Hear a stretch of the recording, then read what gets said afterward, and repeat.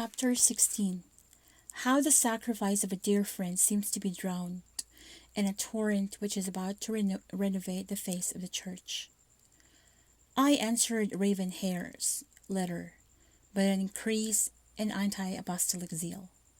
At that time, when we were nearing the end of this stupid war, I prepared a large number of attacks, for which I expected complete victory in the maximum of 30 years.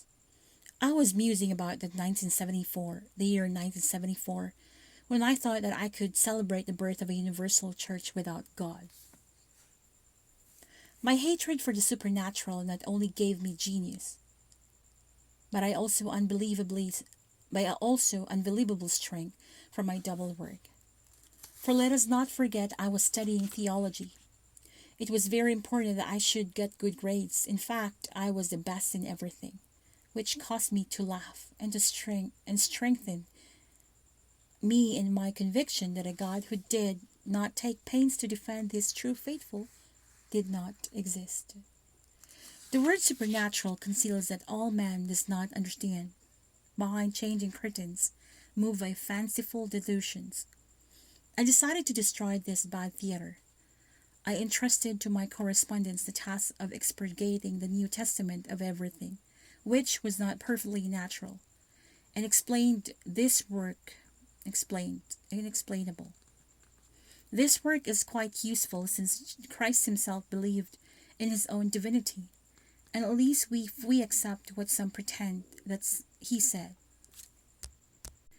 But since it is impossible to distinguish between what he really said and what the evangelists have added, we must refuse to admit altogether all that is repugnant to common sense.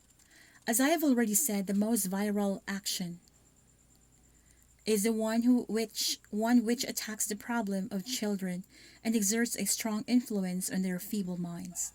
With the most ardent conviction, I sent orders concerning the liberty of each individual, liberty which must be granted to every child as soon as it can walk and speak. It is shameful and terribly shameful that parents oblige their children to go to Mass every Sunday.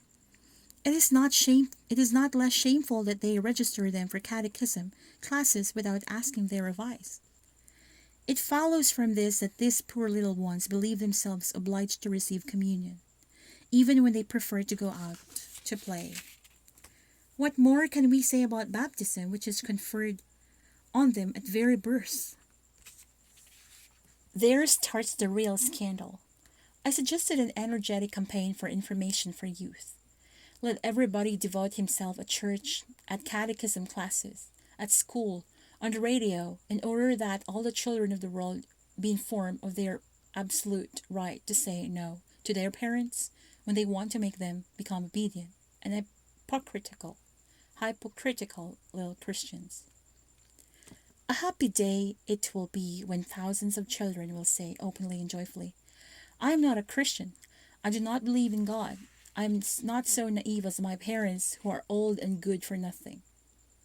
On the other hand, I had burning desire to see Ravenhair again, and this desire was fulfilled without my having humbly to request it. I received a charming word of invitation telling me that she wanted to present me a request. On Saturday, when the sun was shining very brightly, I charged at top speed into the shop where Ravenhair was waiting for me.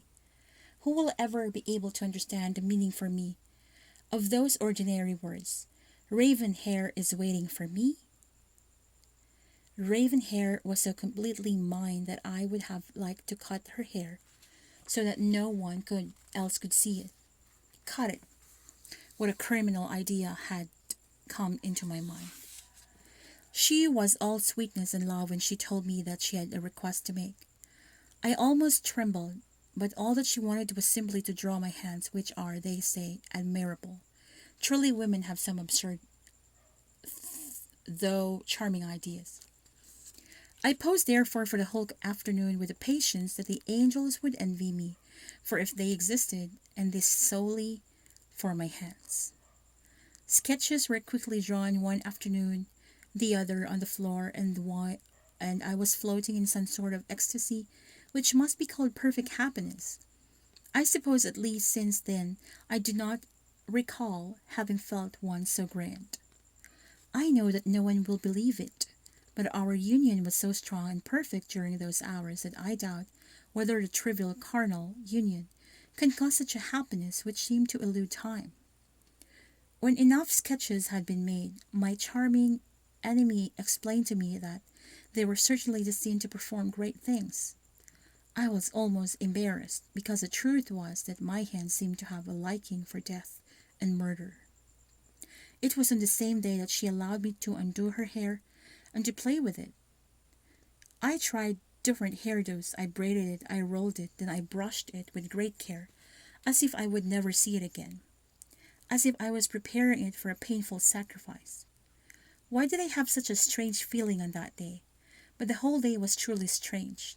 Even today I cannot explain whence came those mysterious feelings. We separated with tragic difficulty. "We'll see you next Saturday." "Next Saturday," we both said. As if this hope were to be written in a prophetic memory. As if we would find it in our only basis for goodbye. As if we wanted to overthrow in advance all obstacles. Overthrow all obstacles. And I, who had completely forgotten that on that Saturday we would begin our retreat. We, who would receive orders in only few days. I therefore had to write a short letter to Ravenhair, and invent a plausible lie. I would have liked to add in all simplicity that I would soon go to Rome, and I hoped that she would follow me there. But how can I talk of simplicity when everything in me cried out that I was entering a slavery much worse than the one which I had suffered during the 6 years of seminary? In Rome, I would be caught in the gears of the eternal city. I would be caught, but I would console myself remembering that I was the particle of sand which must jam it so well that it could never be repaired. I therefore started to my retreat to prepare myself for the last ceremony, which would make me a priest for eternity. Since I do not believe in eternity, I did not suffer by this prospect. It was just a bad moment to go through, as at the dentist, when there for a good reason. The important thing is to have faith, and mine was worth theirs. What am I saying? Mine surpassed theirs, because it was not childish, filled with scars and terrors. The great day arrived at last. As journalists say, I was calm. Many tried to make up for my absent family. Each one rivaled the other in the kindness. A nice little scuffle would have done me more good, but it is difficult to want to be a half supernatural being, and at the same time claim the right to hit the few enemies, even fictitious ones. When I entered the chapel, I was perfectly modest and humble. These virtues are an easy game to play, when a secret pride and a higher aim support them.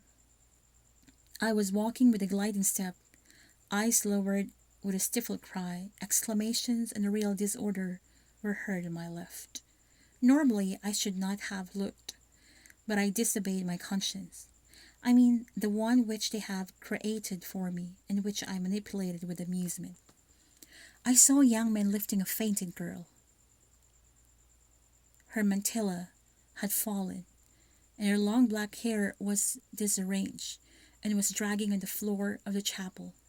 When I lifted my eyes to turn them away from this scene, I met the keen look of the professor who acted as my mailbox. What was he doing there? Was he the one who had brought a Ravenhair?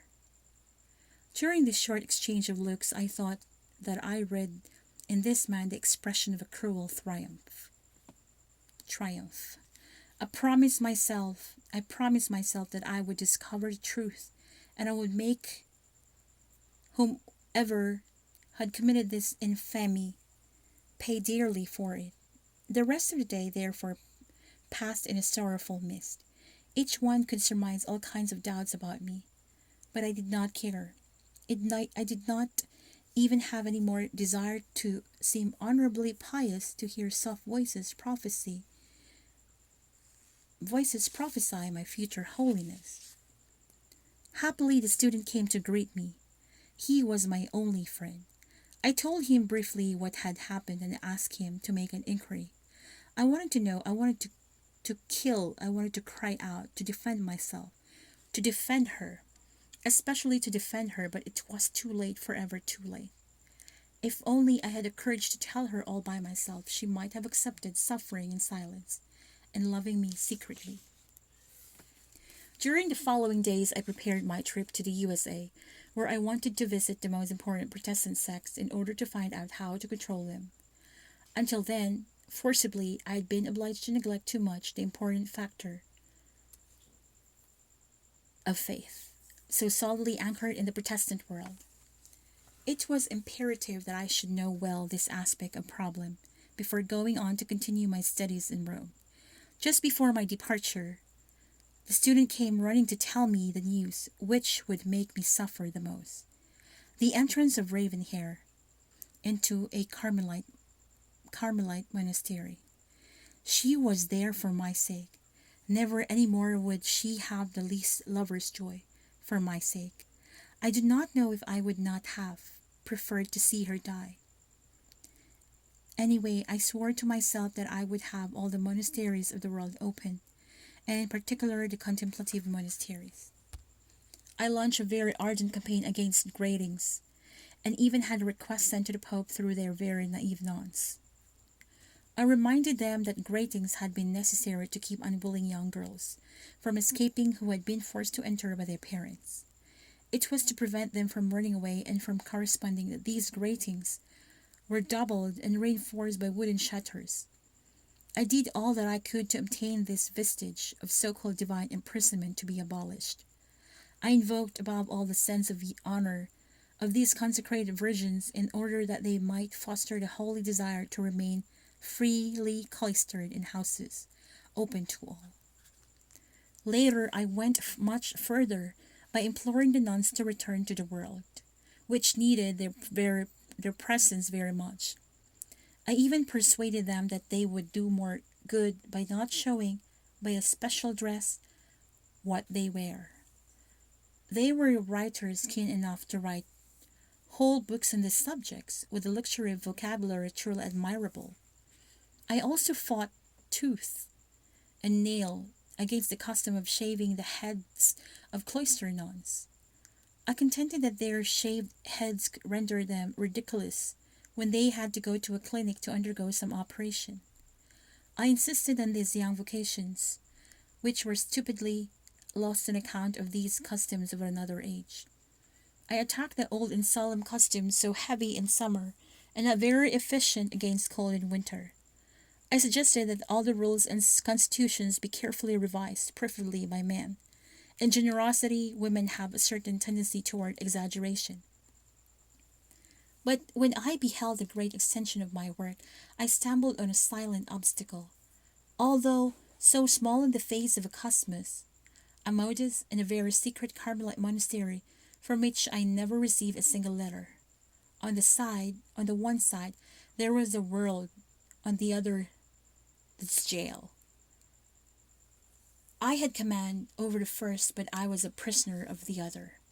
Nevertheless, my work did not suffer from this. On the contrary, paradoxically, I almost boiled with rage when I considered the uselessness of Ravenhair's sacrifice, a sacrifice so total and vain. My work was functioning at a rather monotonous pace when rumors concerning the possible opening of a universal council came to stimulate my zeal. I learned that some schemas were being prepared by order of the Pope. I convinced my superiors that maybe a definite role could be played, and I was then appointed to the highest post. Everything depended on me, and my funds were practically unlimited. I financed Lefty's reviews. I also a large number of journalists who performed excellent work afterwards. All my hopes laid principally on alternate schemas, which I had suggested through much advanced and audacious audacious theologians. I think that ambition guided them. It is the most powerful of driving forces. I succeeded in obtaining copies of the official schemas, this commanded by the Pope. They were for me catastrophic, absolute calamitous, and I weighed my words, even at this very hour, many years after the end of the council. I still shudder with cold, a stupid expression which I used through laziness. Suppose that schemas were edited and widely circulated, and all my work would be set back to zero. Or almost. Finally, thanks to my zeal, and especially to the money which I spent as if it were inexhaustible, the modern schemas, oh very timidly modernist, I must confess, were brought in secretly to the council, and presented with audacity to replace the official ones, about which they complained for not having been worked out in full liberty, the holy liberty of the children of God, as they say. This sleight of hand trick filled the whole assembly with such stupefaction that they have not yet gotten over it, and will never be able to, which proves that audacity always pays. Is it not what Danton has said? Nevertheless, I am not satisfied. No, this council was not what I was hoping for. We will have to wait for Vatican III.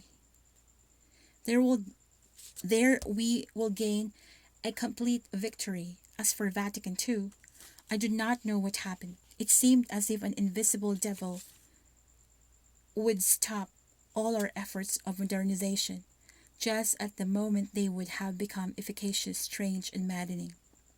Happily, since then we have found the astuteness which consists in hiding behind the spirit of the council, to launch all kinds of thrilling innovations. This expression, spirit of the council, has become for me a master trump. As for me, it is like playing the game of cards. I cut and overcut, I play the master trump, which enables me to pick up the last little hearts, the small non-silvery clubs, the disarmed little spades. But it will be only at Vatican III that I will be able to present myself with hammer and nails, not to nail God in his cross, but rather to nail him on his coffin, in his coffin. The end. The briefcase contained no schemas concerning Vatican III, and yet it is very probable that such texts do not exist or do exist and are studied, compared, made worst. In a small notebook, a few notes in Russian, which I had discreetly translated, also gave me brief indications about the future projects of my wounded man. For people like Michael, Vatican II was only a trial balloon, which history will hardly mention. But Vatican III will seal the alliance of Christianity and Marxism, and the most remarkable change will be the plurality of religious dogmas and the uncompromising character of social dogma. All religions, Christian or not, forming but one vast association, will be reduced to their common denominator, magic, and will give to the subconscious, at least to the more crafty, a real power controlled by the pure. Read Marxist.